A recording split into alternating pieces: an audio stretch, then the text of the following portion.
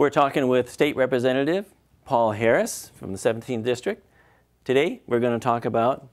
I think we've just discussed a variety of subjects today, but one of them we were just talking briefly about Wisconsin and yes, the unions and what had happened. The unions, collective bargaining, Wisconsin. How relevant is that to the state of Washington here? Well, it's interesting. About 3 weeks ago or a month ago, when all that was happening, you know, and sometimes I don't think much of this. I don't want to say I don't think much of the job that I'm in, but I don't think it is what's going on in Wisconsin. But I actually had a guy call and kind of insinuated a death threat on me, that my blood would basically be in the streets if I decided to do what was going on in Wisconsin. In other words, the preempt want to strike some fear in me, in you, that regardless of what your convictions or your principles that doesn't sound like a very logical argument. How did you react? I reacted, well, and I'm glad you and I are discussing it. Well, the guy wasn't real smart anyway, because he gave me his name, address, and phone number and whatnot. So I contacted him and I basically said, "Look, you shouldn't be doing this." Yes. I said, and the state of Washington is interesting that way. Senator Zarelli has tried to introduce a bill, or has asked the governor to reopen the collective bargaining agreements. And the governor holds all those keys in the state of Washington. And if the governor, and what Senator Zarelli's bill was, it was very open, and that's what upset this gentleman. Was he said, "You guys are trying to do it with Wisconsin." And actually what Senator Zarelli was doing was exactly just the opposite of Wisconsin. What Senator Zarelli and what some of the rest of us are saying, open up the contracts is all. Governor, open up the contracts, go back and collective bargain again, because we're in a really bad hole here. And we're not sure that the deal you struck, maybe it wasn't the best deal, but we're saying bargain again. We're not saying get rid of collective bargaining. So did he author a bill? Is he suggesting that a bill? Do you need a law that passed by the legislature in order to do that, or is it simply a suggestion that we have the freedom to do it? Let's do it. It was more of a bill, but it was what do they call it? It's not a resolution. A resolution. Thank you. It was more of a resolution to the governor, who controls the collective bargaining. So it's a formally documented good idea. Formally documented, saying, "Governor, we know you've bargained already, and and you did it in good faith, and we appreciate that, and we really do. But you know, we're in times have changed. They really have. Time to rethink this. In fact, just this week we realized we have $800 million deeper hole than we thought we had. And you know, we thought we had a $4 billion deficit. We actually have a $5.3 billion deficit. Times have changed. Okay. Maybe you should try to sit down with the unions again and renegotiate. So this was collective bargain again. We're not trying to get rid of it. We're saying maybe we should open up the contracts again, or you should, Governor. We can't do that. That's your job. But maybe you should. Maybe you should take a look at it. We thought we had a $4 billion hole. No, we've got $1.3 billion more than we thought. And has the governor responded to that suggestion? I think the governor has decided that she feels like those contracts are okay. And so we have balanced the budget. Talking about the budget then, we have decided, okay, if we're going to live with that, then we need to balance the budget with what we've got. And we'll do that. But just realize that when we do that, that certain things are good. Maybe we're going to have to cut deeper into some other program, or we're going to have to do something here. Or, you know, we got furlough days now, or maybe our kids won't be going to school as many days as they were before, or whatever. But we're going to balance the budget.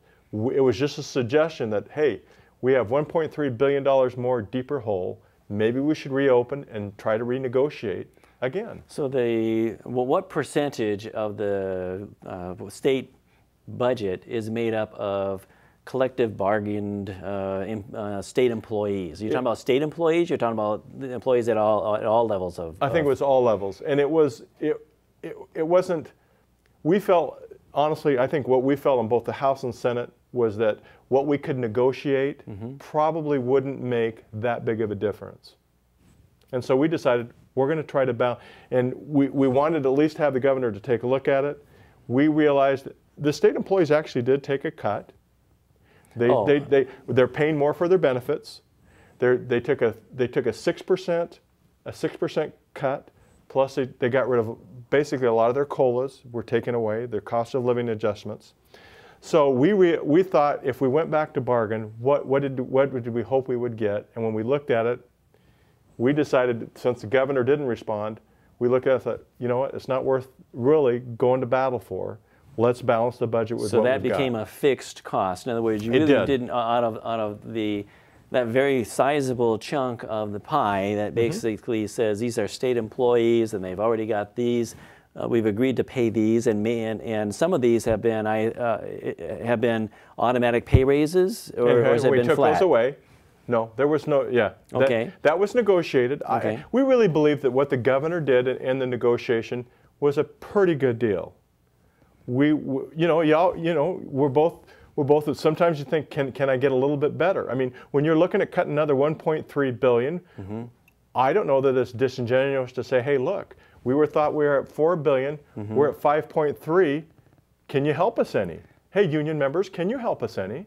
We're willing to come back and to bargain again. Do you want it? And I don't think that's not what went on in Wisconsin. And what we're saying is, can we open those contracts again? Governor, will you open up those contracts? Is it really up to the governor? It is. She holds those keys. So that basically we gave up those keys several years ago, the legislator. Now, I'm not saying eventually. I think I would like to have those back, to be honest with you. What was it? Just simply a bill that was passed? It was a bill that was passed. And it's not the Constitution, so that empowers the governor. It empowers the governors. Okay, so it was. So it can be taken back. So a bill was created that, and the bill can take it back. It can. Okay. So sounds like a lot of power for the governor versus the legislature, which is more representative. I agree. And I think that's something that eventually, once we get through this cycle and things are a little calmer, we might look at that again. So as it is right now, the unions in this state, they're safe. They're safe.